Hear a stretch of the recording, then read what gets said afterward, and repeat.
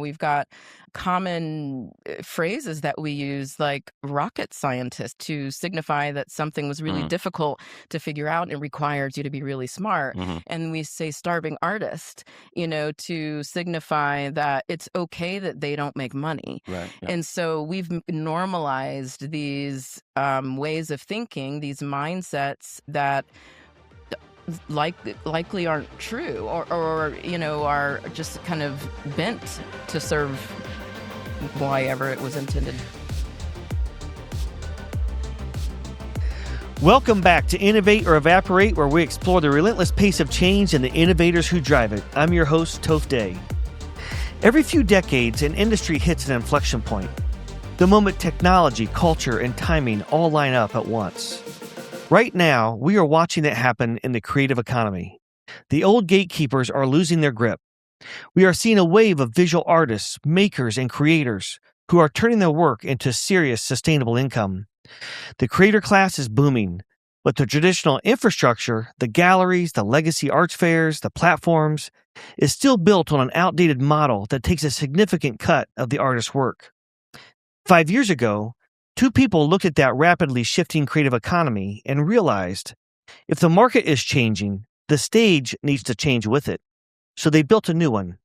In 2021, they launched Butter, a fine art fair with one highly disruptive rule: zero commission, zero entry fee, 100% of the sales go directly into the artist's pocket. It sounds almost too generous to survive, let alone scale. What started as a local experiment quickly became a multi-day cultural phenomenon. They grew from a few thousand visitors to tens of thousands. They've driven well over $1 million in direct artwork sales, and earlier this year, they successfully scaled the model, landing in LA for a sold-out debut during LA Art Week. But behind that rapid growth curve is a deeply personal story. This national brand wasn't built in a Silicon Valley boardroom. It is being built by a married couple who are running a startup, disrupting the national art market, and simultaneously raising 5 kids. This is a conversation about the future of the creative economy, how to scale a business model nobody thought could work, and the messy, beautiful reality of building a legacy with your partner. Molly and Alan Bacon, welcome to the show. Yeah. Thank you so much. What an amazing intro. Well, you deserve it. We spent a lot of time on these intros to get this set up, and I've been following your story for years now. Wow. Yeah. Wow. And I can't believe this is the first time we've gotten to sit down and really talk for a while. No, for sure, man. Yeah. And so much has happened. Yeah, we're excited. So a lot of times we'll go through kind of a life journey to where we are today. Okay. Today I want to flip that on its head a little bit, and we'll just go right at the creative economy.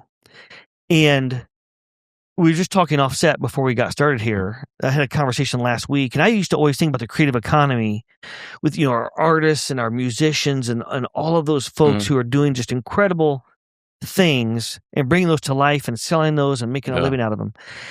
Recently, somebody talked about, well, the creative economy is just the art of thinking. And it could be an HVAC company or an AI company or whatever, and people just being creative with how they advance, those companies or come up with new ideas. How do you guys think about the creative economy? Creative economy, 6 years later, we've been kind of using that term. And so I think of it as a label because that was the intention of the phrase. It's to re-narrate the users of the creative economy. It is to remind us that creators are participating in an economy. It is to, again, reframe, re-narrate, put in the forefront that, a societal budget or a macro economy has a line item for creatives or creators, whether or not there's money there or not. Yep. And so the label was a part of our attempt to again, focus on artists and creators and their worth. So when I think of creative economy, I'm reminded of the re-narration that it is a part of, and its intent to remind us of the connection and the relationship between the creative and the economy. Yeah. Yes, I would keep it disparate as far as the idea of creative thinking and creative economy. They are, I think, pretty distinct. I think that thinking can lend itself to a lot of different, modes. But I mean, when you're thinking economy, you're thinking of economies of scale and commerce and generating, money, just how that, the ROI back off of that. So I think there's this sector idea behind the creative economy that made this work important because we wanted, our artists to move from, what seems like the work is decorative versus like an actual basic need to society. So I think, for us to be able to have a hand in this work to help to, sectors to realize how important, artists are, and how we're driving innovation in a lot of different arenas, not just, food and music and fashion and culture itself, but, there are artists that are working also in other industries that are producing and contributing as well. And those economies are real. And it's great to see Indianapolis grow to the point that we can, realize, what is the creative economy and just how we can support it. What do you think caused this like awareness or like really bring it to the forefront? Like if you think about it, like innovation, like if we're not creative as a human species, like we can't have any innovation if we're not creative, right? I mean, the invention of the wheel, for example. But like what did COVID, like it seems like something has really brought this to the forefront and just the last like 6 years is when we'll Do get you to mean that part in a locally? little bit. Locally, but also I feel like I don't remember talking about the creative economy 20 years ago. Yeah. No, you didn't. Yeah. I mean, my brain is asking if I can ask you the opposite question. I mean, to your point, creatives, whatever, artists and creativity has been the backbone of humanity and has been driving innovation since the beginning of time. So the question is, why has it not been at the forefront of society? And why are you questioning, when did this become a thing? Like it has been the thing, so we're on the why not question, and what to do about like keeping it at the forefront and how it should be narrated when it's talked about. So why do you think it hasn't been? Racism. I mean, looking at, there's economies of scale, but there's things that impact, thinking, that, that goes beyond like sometimes it's common understanding. Like, there's a lot of, people of color, that are in the creative economy. So like, out of all the sectors, like why is that the sector that doesn't have the resources or the support or the amplification or the healthcare or the health insurance? So I think, and that's part of our work as well. So if we're able to advocate, for, art as a basic need, we know what group of people make up that demographic the most. So, I mean, so this is like, sort of, the work that we get to do where you're not just supporting a sector, but you're supporting the people. Yeah. One thing I've always thought, and we were talking about this before we started the podcast here, like some of the most brilliant like engineers or product managers or folks I've ever worked with when we're trying to bring something new to life are all creatives, right? They're musicians and artists and all those types of things. Because none of our brains work the same, right? All of our brains are different and have different skill sets. And so I think it's really fascinating. I think I never thought about the like the creative economy in the context of like it really drives everything. We were at 900 North Studios, based here in Indianapolis, just a few weeks ago, checking on the progress of a project, and the metal workers and like the people that have the masks on and they're bending steel and all of that. Like we go to talk to them and they're like, "Yeah, we were Heron students." And I'm like, "Oh my gosh, this is exactly it. This is exactly what we're and you're now talking about." Of course, we're all artists, of course that's who's here in the studio bending the metal, but that's not their title, and that's not how they're described. And like we probably call them like metal workers or fabricators or something, people that work in a garage, but these are people who studied the arts. Yeah. And they're homegrown and they're cultivated right here in the city, Yeah. So I'm gonna go off track real quick on a tangent. I think sometimes there's like adults, we come up with things that make sense to us, but sometimes it can have like unintended consequences with our kids. Okay. So we were just talking about, you have 4 kids in college, right? Yes. I have one and one in high school. And one in high school. And I just have one.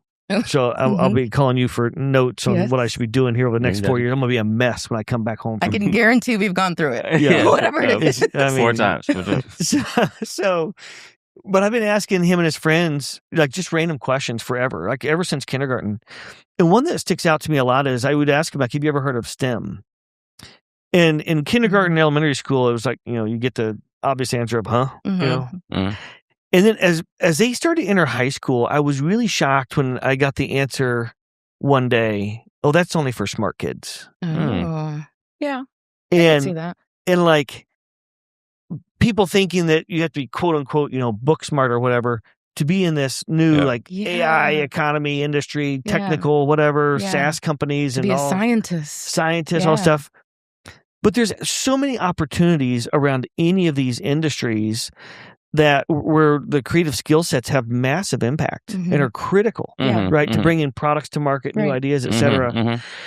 What do you think about that? Have you seen like that, like where people feel like they don't have a seat at the table because, maybe they're not the nuclear scientist or whatever it is? Oh, yeah. I mean, like, do you know how hard it is to be an architect? You know, but we kind of don't classify that as, the arts. But I do remember even, being in middle school and thinking of my mom put me in a program called MEPI, the Minority Engineering Program of Indianapolis. And my thought was, with the smart kids, I think society, it goes back to the same thing I was saying before. We've got common phrases that we use, like rocket scientist, to signify that something was really difficult to figure out and requires you to be really smart. And we say starving artist, to signify that it's okay that they don't make money. Right. Yeah. And so we've normalized these ways of thinking, these mindsets that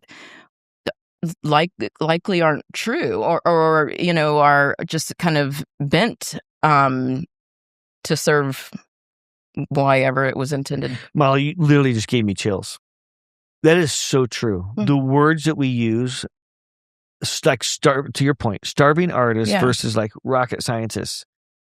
Why do humans do this? Why do we like to label things and well, we like hierarchy in groups and they're constructs, it feels safe somehow maybe or something. It's the same thing that STEM is morphed into as well. I mean, it's another type of construct, even to the point where it was STEAM for like a year. When you put the art in there, then it's like, nah, take that shit back out. They really tried. They was like, nah, take it out.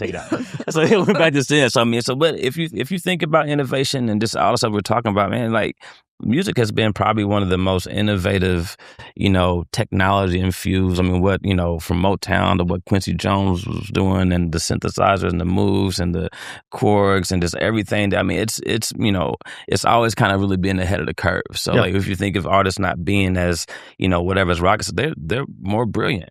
Yes. You know what I mean? Like, not only I'm genius in this art, I'm also using all this technology to make this beat that's gonna, do X, Y, and Z, or put together this song or mix this track that's gonna. So I think there's a lot of, to Malina's point, there's these narratives out there that are meant to control and keep us in one mindset, like race itself, black or white. What is that?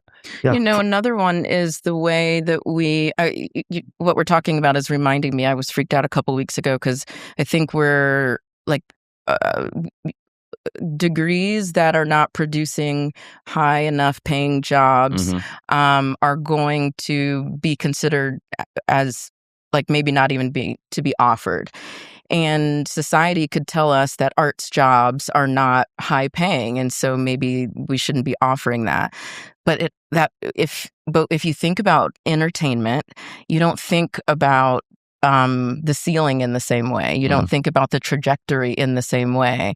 But entertainment is the arts. We're just not labeling it correctly, and so it's messing up a lot. That's interesting.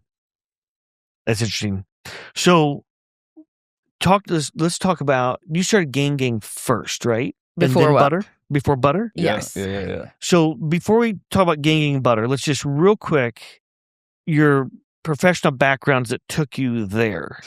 Maybe even what did you dream about when you're in school? Like, what did you dream about? Yeah. I want to do X. I had 2 jobs that I wanted my whole career.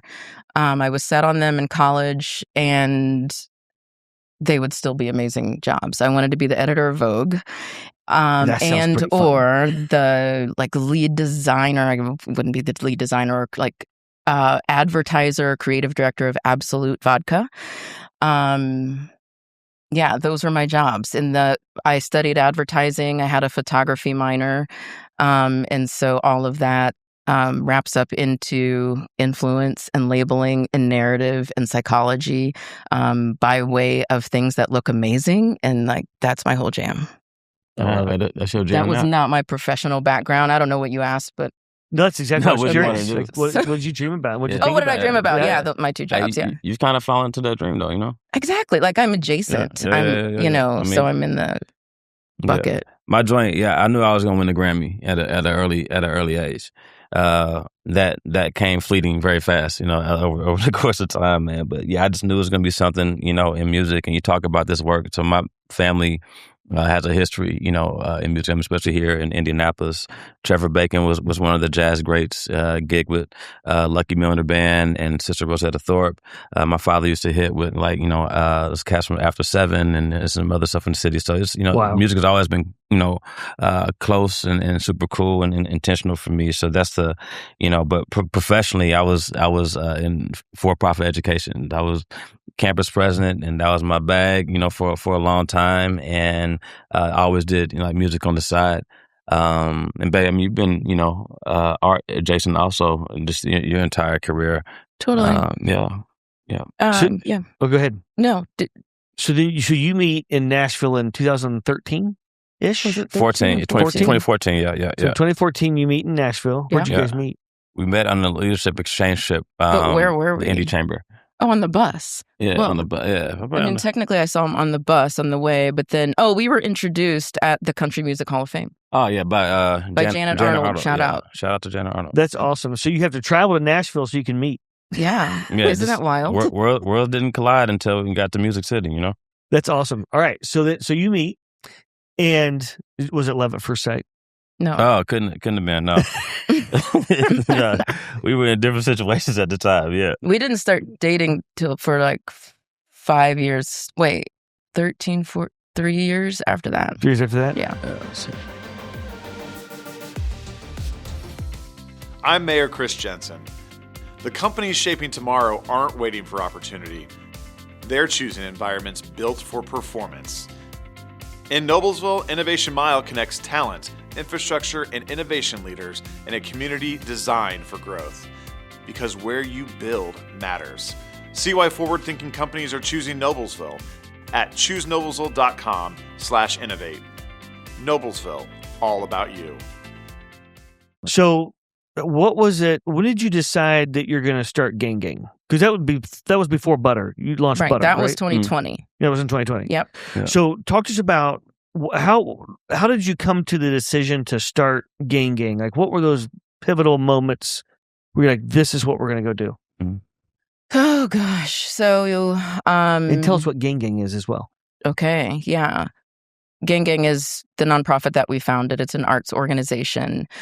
We founded it in 2020 when the world had kind of freaked out. We were all kind of, I won't say paralyzed, but we were wondering what the future would look like because we were in the middle of a pandemic, a global health pandemic.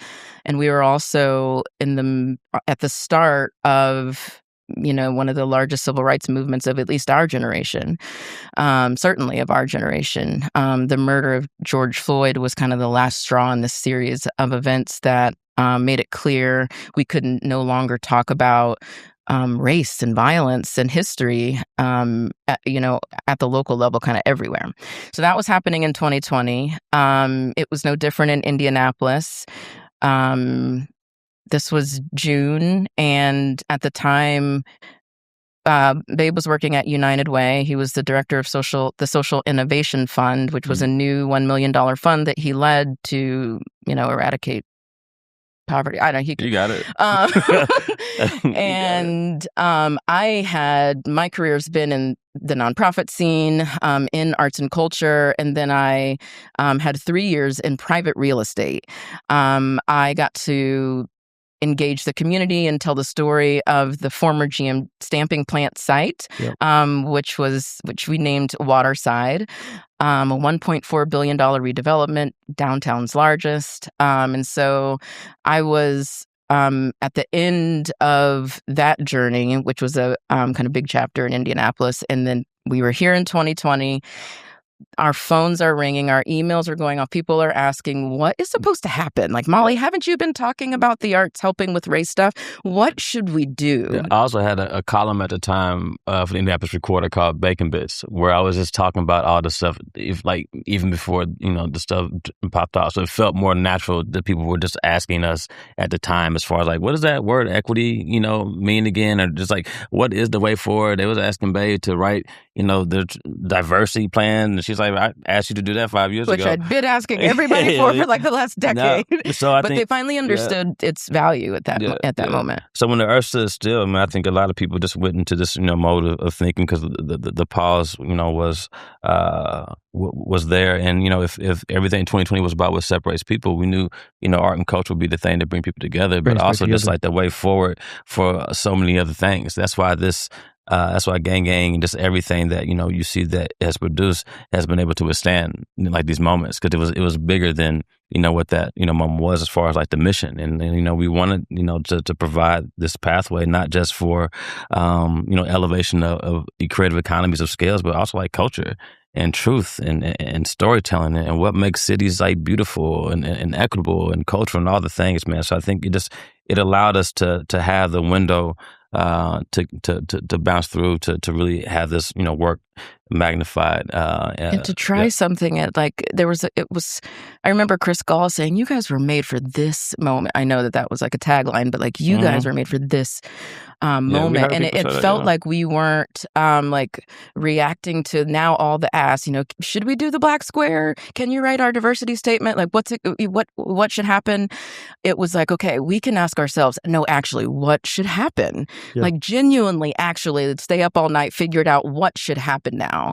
And the arts and the artists and making a city value its culture there's no other answer. It was so big that we came up with Gang Gang that night, and we knew exactly what to do. And this was the moment that we could get people to understand it's the artists, it's the infrastructure. Like, you have to center that for a more equitable city. And so Gang Gang is the arts org that is working for a more equitable city. And we wanted to use Indianapolis as like, I called it a hypothesis or like our test subject, like a place where we're saying, hey, if you do this, this will happen. And so that's what we've been doing for the last 6 years. And a lot of people my bad. You're good. A lot of people like really zone in on butter because that has been, we're in Forbes and the New York Times, just all this stuff, but it's this amazing, this amazing fair. But, that same year, 4 months before, we were the creative directors of March Madness. You know what I mean? So that was like a first really huge test on a big scale where we had over 600 artists and performances that happened within like a 4 week period, man. So I think we think about what this thing was built to do and to be responsive in moments. I think that's like a good example of what we were built to do, just how it's been able to withstand and also to answer the bell when things like that come. Yeah. So how far into Gang Gang did you come up with the idea of butter? The winter of the first year. Yeah, December. Yeah, December. And we said something about it publicly February, which was much sooner than we thought, much sooner than we planned. Everybody we asked told us not to do the fair. Well, not the same year that we talked about it. Yeah, it was very ambitious, as GANGGANG has been. Yeah, for sure. Totally. I mean, putting on an event of that scale is not... An experience. We don't use the word event. Experience. I love that even more. Experience. To put on an experience of that scale is a juggernaut. Oh my gosh, what are you talking about? And you also reinventing like how you would deliver that experience in for the participants, et cetera. So let's talk about that a little bit, because the way you launched and designed Butter is very different than other experiences. Mm-hmm. So talk to us about that. Like, what are some of the non-negotiables in how you were going to do this differently? Yeah, right on. And how people respond to that, because you went from like hadn't done it ever to what the first year was thousands, but you went quickly to 10,000 the next year or something, right? No, year like three. Year three. Yeah. But that's still rapid scale. Oh, that's crazy. Yes. Yeah. 1,000. Yes. So talk to us about that. How you designed it, your non-negotiables. And then who told you? You don't have to say the names, but I'm sure people said, "No, you can't do that. That's never going to work." So talk to us about that. How'd you persevere through that? I like that question. Yeah, I think one of the key questions that we asked ourselves, like, what would be an experience that we want to go to?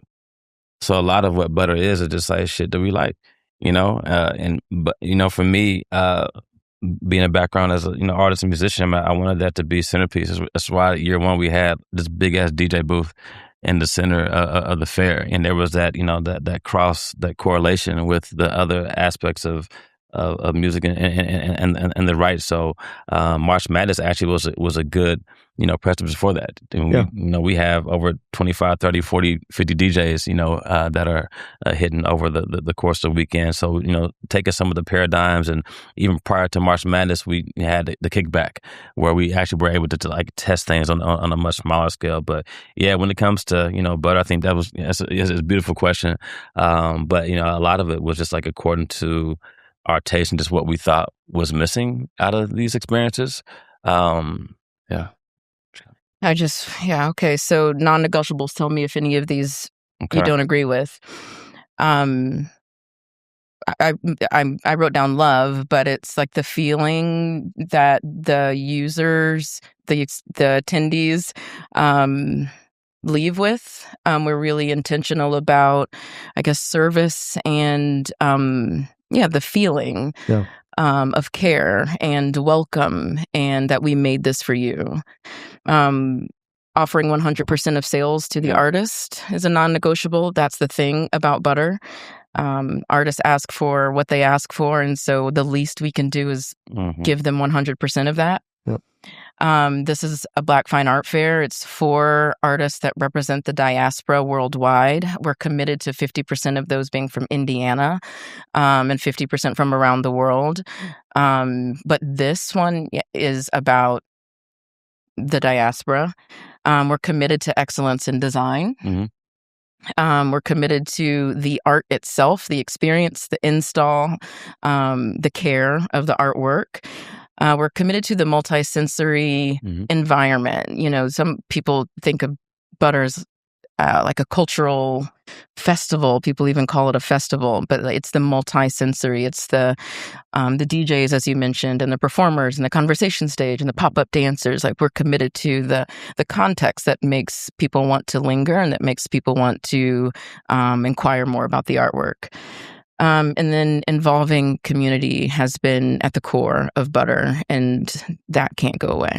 And also 18 and under are free. That's another core as we look at just the next generation of artists and entrepreneurs and creatives. How are we pouring into a system where, in traditional education and academia, you don't see it as strong anymore. So as art is moving out, how can we move it, back into, children's hearts and minds? So Butter has been a great, way forward and tool for that. How'd you come up with the name Butter? Babe names everything. He's a good namer. It's man's hooping in high school. You hit a shot, you just say Butter. That's it. Didn't make a lot of shots, man. But that's analogy. I like that. That's where it came from. Shout out to Indiana. Similar to Gang Gang, we were looking for, again, labels or names of these efforts that not just weren't traditional, but that invited you, even invited curiosity, and maybe even challenged you with the word itself. Gang Gang, we had to explain a lot the first 2 years, and it was awesome to explain it because we could tell people what gang means, which is people on a journey together. That's the definition of it. And so the way that it's used to criminalize groups of Black men is false.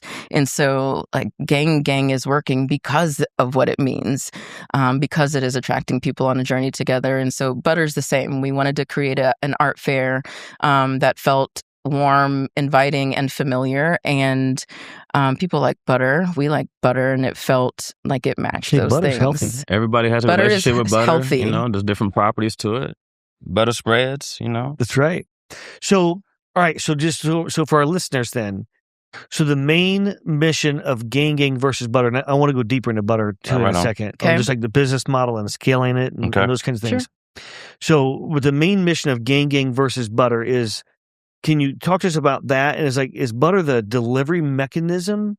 Yeah, thank you. Yeah. Butter is a tactic. It's a tactic. Yeah. So if GANGGANG is out here trying to make cities equitable by way of the arts, it's got all these different ways it should be doing that. It should be talking about it mainly. It should just be talking about the worth and the value of artists and what they contribute.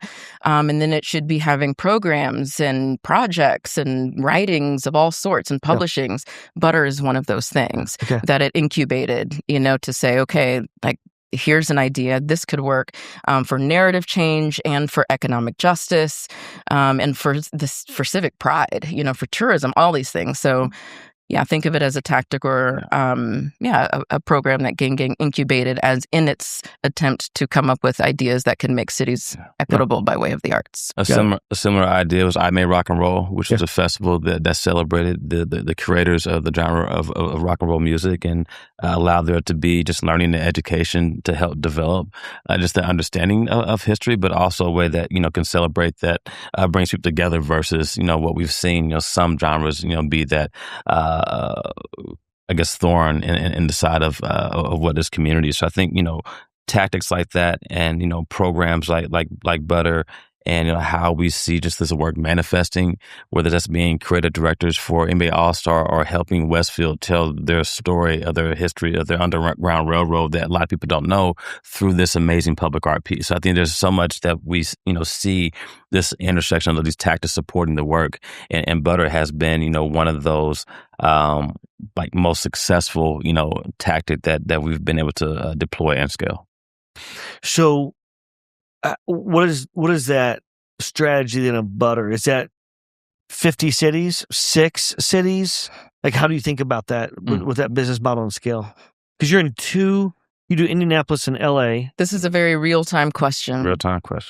And you just said, how do we think about it? How do we think about the city thing? Yeah, so maybe 2 or 3 years ago, we were thinking, and people were asking, so what other cities is Butter going to go to? And we're like, how are we going to get to Chicago? Like, okay, so how does this happen? And then the Los Angeles community invited us there.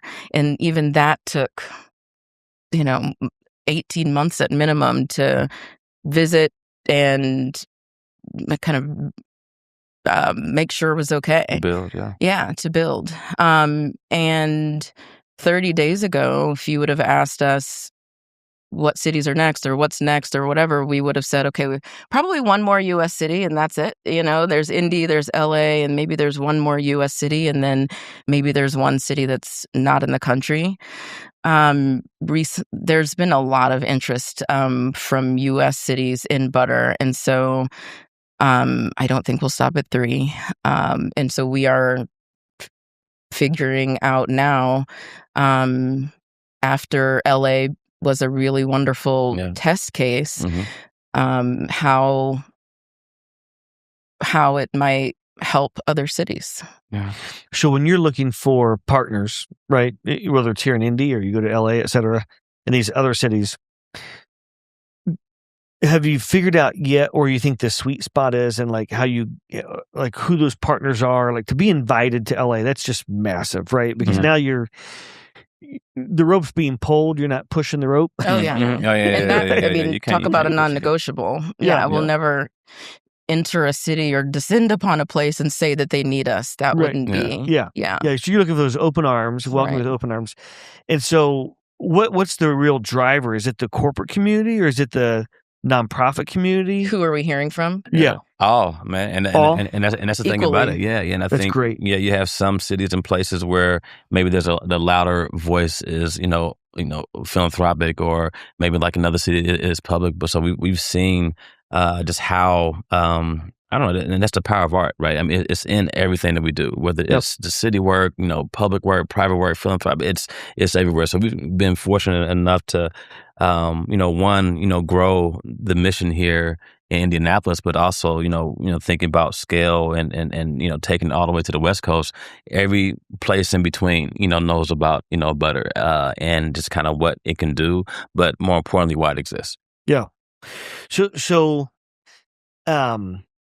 when you go to butter, that experience, did you expand the experience a little bit in LA, or have you kept it pretty much at its roots the way you first built it? Like, what all do I experience when I go to butter? Of course, you have artists.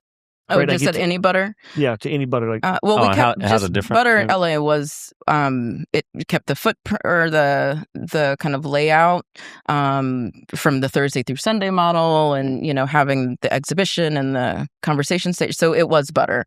I actually cried about how butter it felt. But I didn't cry, no.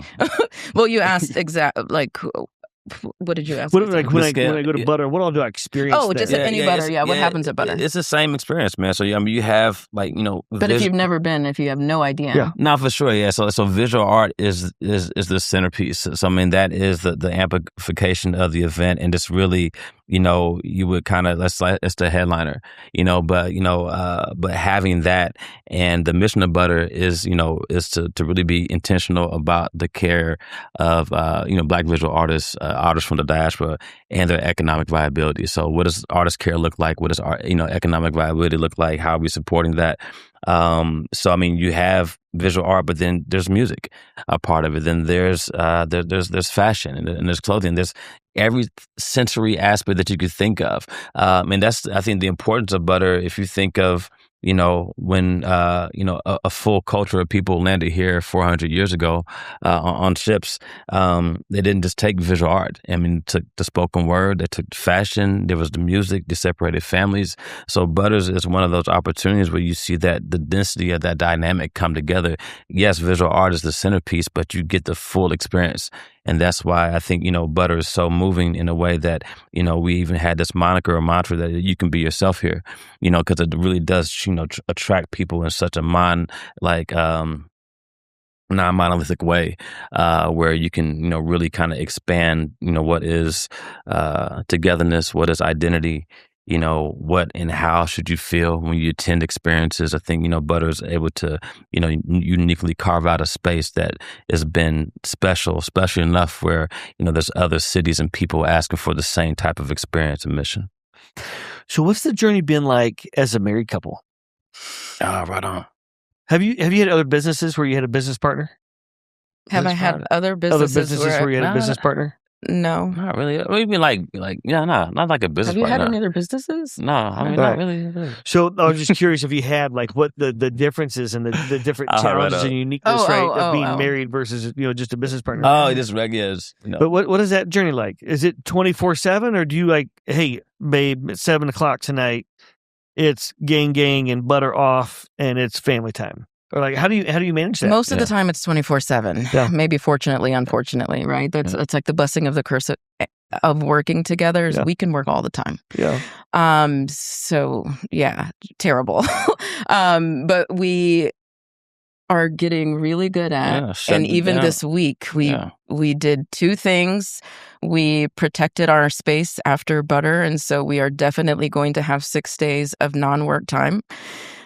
As I hear myself, that doesn't sound that good. I'm like, okay, so in late September we have 6 days, and we blocked off hours. We do block off hours as we did this weekend and said from this time to this time, it's non-work stuff. Yeah, I mean the groovy part, man, is that we're married and we get to do this work, and it means a lot. And that's really it, most man. of it. Yeah, I mean that's most of it. Like, so it's like all the other shit is just like regular, just job stuff, at times. But I mean, yes, of course, there's this opportunity that we're working all the time. We're 24/7, or there's always 1,000 people, and there's always something to do or respond to, just whatever. But and sometimes we just gotta force to shut it down, like you said. It's like, hey, it's 7:00, man. Let's catch a movie. Let's maybe sit down and take an exhale. But we're getting a lot better, taking care of ourselves. Like if that's the hard thing, like I'll take that hard part. Fuck yeah. You know, because like so many times. Is there cussing on this? Mom, are you bleeping this out? Okay. I think it adds a little flavor. Is there cussing on this? But like at least maybe like I should do it more often, but maybe once a week or so I'll glance and I'll be like, oh my gosh, I'm in a meeting with my husband. Like so cool. You know, like I get to stare at him all day. Yeah, you feel me? That's sweet. Like what else, you know, so He's the a hard good-looking part guy. is Come on, we have to man. figure out when to stop working, which is a very hard part. Yeah. But like, okay, you know, that's the hard part. Yeah, it's groovy, man. I'll take it. It's Yeah. groovy, yeah. So are there any moments that stick out where when I see kids show up to events, experiences, when I see kids show up to experiences, there's like nothing that makes my heart warmer. It just, I just love it when we're exposing the next generation to just things in life. Are there any moments that you've had in the last 5 years of this, or 6 years of this journey where there was a like a moment of like, oh my gosh, can you believe we just got to do this with one or all of our children? Oh yeah, right on. Definitely. Butter 5, I remember that. But I don't think Chase was there. Nah. Chase is our oldest. He's what, 21 So now? we have 4 girls, 1 boy. The boy's the oldest. Yeah. But all 4 girls were at Butter 5 last year, and we were all enjoying the performance stage together and in LA. And I remember thinking, this is so cool. Like, just like they're here. They don't think it's dumb. I know, but like, hey, we've had to work really hard, man, to be cool to them. Like, right. Well, I don't know if we're cool to them. Man, listen, like you will be soon though. If you're at 21, like I wasn't cool from like 12 to 14 for sure. We could do nothing. Like, bro, we've been everywhere. You know what I'm saying? We just started getting some cool points from the kids like last year. So, but they came and they enjoyed it, and they got dressed on purpose. They're asking for merch. They loved to be, hang out with it was just so cool to see them enjoying something that we didn't force them to go to, and we weren't even with them on 10th Street when they were dancing. So anyway, that's awesome. I remember that. The babies. So time flies when we get in these conversations. Is it time? Yeah. Wow. But the good news is I have some rapid fires. Do you? Okay. All right. So we can go a little overtime here. Okay. How fast are you going to go with the rapid fire? Is it like it can be one word, or you can talk as long as you All right, wish. let's do it. I'm ready. And you can say pass. You can answer a different way. However, we can pass it. Okay. Is this like drink champs? It's drink champs. Yeah. Every answer is a right answer. Take a shot of water. So it's whatever feels right, and you can both answer these or pass it off or however you want to do it. Okay. So, and this can be with any walk of life, your professional life or personal life, whatever. What is one thing that you think people should either start doing or stop doing? Start reading more books. Damn, I was going to say reading too. Same. I'll say start reading. Yeah. I was going to be more descriptive and say the Bible. Stop doing? But that was it though. Best book ever written. Man. Totes. I got baptized April 20th of 25. Recently. Wow. Amazing. I want to talk about that. I'm in the process of reading the Bible. Where are you? I'm still early on. Okay. I don't do this. I'm trying to do it every day, and I don't get every day in. Yeah. But then some days I'll try to make up for it and read more. Yeah. Wow. It's fascinating. So if there was one thing that you think lends itself to disrupting, we all get comfortable with whatever we're doing, right? Mm-hmm. But if there's one way to help take us out of our comfort zone in the effort of disrupting ourselves, innovating ourselves, to think differently or to act differently or to do something differently, what would come to mind? How would we best disrupt ourselves? Relentless commitment. I think it starts on the inside. Like nothing else is getting you up to go fight for anything, so you have to be committed to something and be relentless about it first. And then it's easier to magnetize people on your journey. Yeah. I think unlearn. You got to unlearn some things. That's powerful. That's like a mic drop moment. Well, totally. That is a good one. All right. So my last rapid fire is if you could wave a magic wand and solve anything in the world, what would it be? Oh, what would I solve? Mm-hmm. Why are we not saying, systemic racism? That's the question. That's so interesting that we're not. That's not the fastest answer. So what is it then? For me, it's the absence of truth. The absence Erasure of truth. I would. That's the biggest issue. That's the biggest issue and problem right now in the world. He's on fire. Yes, there's no truth. You're right. Well, there's a word like erasure generally is how. 1,000%. Yeah. Wow. So somebody's commitment to ignorance is what we would need to dismantle. Love it. This has been amazing. How do I get involved with GANGGANG or Butter? Right, for all our listeners out there, how do we track you down? Get involved. What are your favorite ways for people to get involved? Become a donor, become a volunteer, become an ambassador. Yeah. So tell the truth, shame the devil. Tell the truth, pay the artist, but become a donor of GANGGANG and or Butter Fine Art Fair, and volunteer. There's so much to plug into. So where do I go find GANGGANG? GANGGANGculture.com. And Butter IGs are websites now, I feel like. So it's also GANGGANG Culture on IG. So GANGGANG Culture, IG, website, Butter Fine Art Fair. ButterArtFair.com. IG is also Butter Art Fair. IMadeRockandRoll.com. Yeah. IG is I Made Rock and Roll. Tickets on sale right now for Butter Labor Day weekend. Please. That's here in Indy, right? Yes. Butter is happening September 3rd through the 6th in Indianapolis at the historic Stutz building. It is our 6th year there, proudly in the Indiana Avenue Cultural District, and we would love to see everybody there. Everybody there. If you're in town, it's 4 days of fun. That's awesome. Yeah. So everybody, you heard it here. You just got a personal invitation from Malina. By the way, do you prefer Malina or Molly? I'm most familiar and used to Molly. I'm getting more comfortable with Malina. I like it. All right. Awesome. Anything else I didn't ask you all about today that you want to make sure the world knows about you personally, about your business, about culture, anything at all? Oh, gosh. Say it. Whatever came to your mind. Well, shit. I was like, man, what am I going to eat? I saw culture is all around us. There's more that's sacred and serious than we usually consider. Yeah, I had a Homer Simpson moment. I was just thinking about something like what was dinner wild. Tonight? Where is dinner tonight? Yeah, I was I don't know. It's Monday, so it's with the kids. But we are those relentless advocates. We are, founders that are committed. We don't have a plan B. We don't have another mission. And we are just looking for more people to join the gang. I love it. That is another mic drop right there. Yeah. It's been wonderful talking to you. It's been absolutely amazing. Thanks for the invitation, man. Totally enjoyed it. Molly, Alan, thank you for joining Innovate or Evaporate. Thank you. And until next time, we'll see you soon.